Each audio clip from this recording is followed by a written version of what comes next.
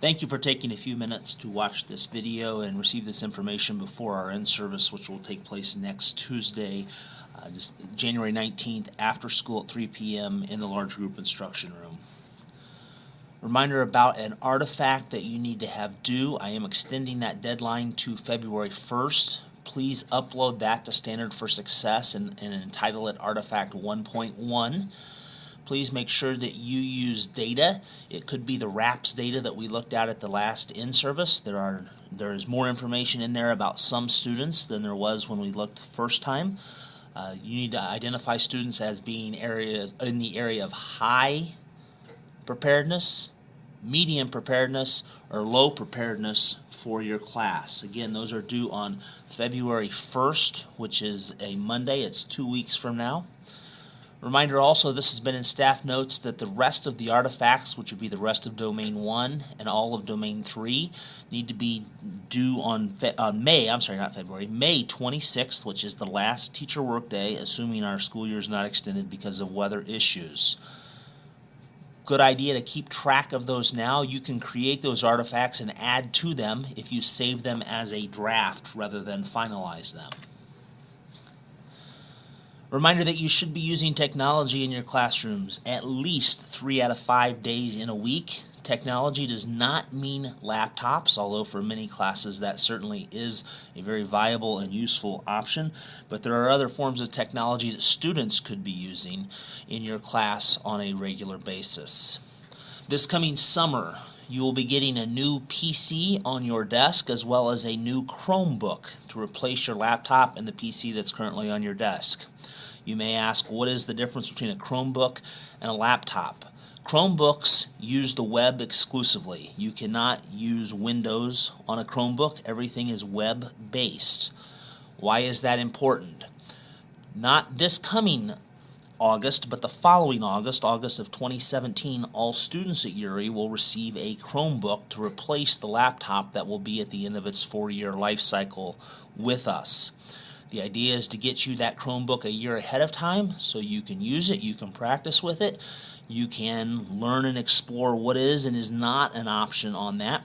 You'll find one of the very good qualities about a Chromebook is how quickly it loads when you first open it up. There is not a lot of time spent to log on. It opens up and it goes. Had a few questions about John Baguki. When will he be back? He anticipates returning in early February and coming back to us in probably mid-February. Wednesday, February 17th, just a month from now, is the National Digital Learning Day. We did this last year. I believe it was actually in March last year. And the concept of Digital Learning Day is that every student uses technology throughout the day. So for us, for every period of the day, obviously there are some exceptions to that with respect to maybe enrichment as well as study hall. Last year we did this and we had a great success. There were some hiccups with connectivity and things of that nature, but we worked through those. You did an outstanding job. We built on that this fall and this spring or in February. I would like to see us do even a bigger, better Digital Learning Day and see a lot of really creative ideas. Last March, I think it was, I was absolutely blown away by the creativity you used. Not to do something new, but to take something you're already doing and doing it in a different way using technology as that learning conduit. To help you with that and to help you just become more accustomed to Canvas as well, and this certainly is not going to be an end-all be-all before Digital Learning Day based on when we're going to start this, we're going to start Tech Tuesdays after school on the first and third Tuesday of each month. And that will begin next month. So in just 2 weeks, we will begin Tech Tuesdays. We will meet with Mr. Stegmiller in the large group instruction room after school until about 3:45. This is optional. You do not have to attend. If you do attend, it's worth 3/4 of a teacher leadership point each time. We're going to focus on Canvas and how you can A, get going in Canvas, and then B, the tools that you have available to you in Canvas. I think you'll find that there are more tools than you can ever imagine. Some of you have been using Canvas, and the first few sessions may be review or may be old information to you, and if you want to attend, fine. If you don't, that's fine as well. But it will be a great opportunity to learn and grow a tool that you can use in your class to help manage a variety of different things regarding students and their work.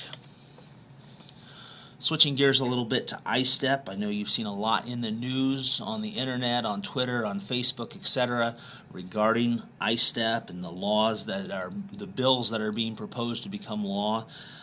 Right now, the bill that is being fast-tracked, is the term they're using through the State House, is to hold harmless schools for 2015 scores. It is only for 2015. They don't say anything about the future.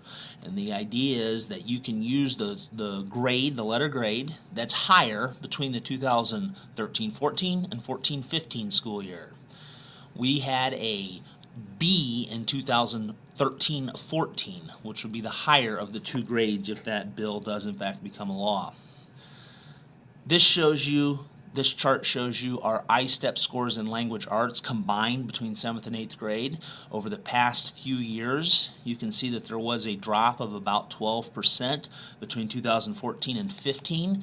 Just so you are aware, the state average was somewhere around 16%. And as I look at some of our area schools, many of them were at the 16 to 20% range, and our students were at 12%. So that's a moral victory, so to speak. In math, you can see our drop was greater. It was nearly 40%.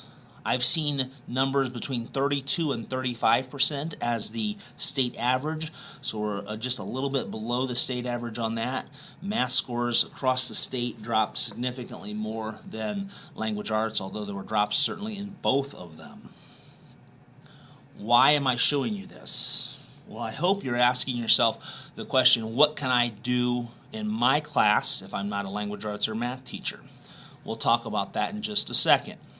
I want to show you what our letter grade would be this year if they do not pass the bill that says hold harmless, and I showed you this a few weeks ago in the fax room, but I just want to put it out in print to you and show you what it looks like.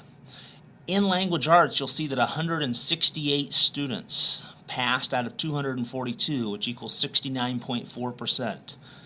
If that percent would reach 70%, our letter grade would change from a D to a C. What does it take to change that 69.4 to 70%? 2 more students passing. So if 170 passed out of 242, we would have had a C as an average score this year if they don't pass the hold harmless. What can I do to help in my classroom? Well, I want you to think about not being a language arts or math teacher, but what can I do to reinforce skills? What am I doing in my class that I can tweak a little bit? Not add to anything, but tweak it. When you are giving an assignment, when you are giving an assessment, what can you do differently, not new, to reinforce skills, concepts, ideas, standards that are taught in language arts and math? And this doesn't mean, well, I don't know what is taught in language arts or math. I'm talking about basic skills and concepts that you can reinforce. With that, I have a couple of ideas about things we can do school-wide that are not necessarily language arts or math related, but will help those scores. And we'll talk about those on Tuesday. On Tuesday, I need you to bring your laptop with you, fully charged. I want you to bring copies of 2 or 3 tests or major assignments, either upcoming ones, if you have them prepared already, or ones you've used in the past. And if you say, well, I don't use tests, I use quizzes, that's fine. Bring some of those quizzes. Try not to bring a 2-question or a 3-question quiz. Try and bring a bigger quiz, 7, 8, 10-question quiz with you, either ones you've given in the past or ones you plan to give in the near future. Something else I'd like you to bring with you is a mental brag list. Brag list of things you've done in your class or you've done as a team this school year to brag upon yourself. And that is very against the nature of educators to brag upon what we do in our classrooms. I promise I will not ask you to do that in front of your peers, but it's something that I would like to talk to you about, where we're going to go and why I'm asking you to bring these with you in your mind. I will explain more on Tuesday. So I will see you Tuesday at 3 o'clock in the large group instruction room. Thank you very much. Have a great afternoon.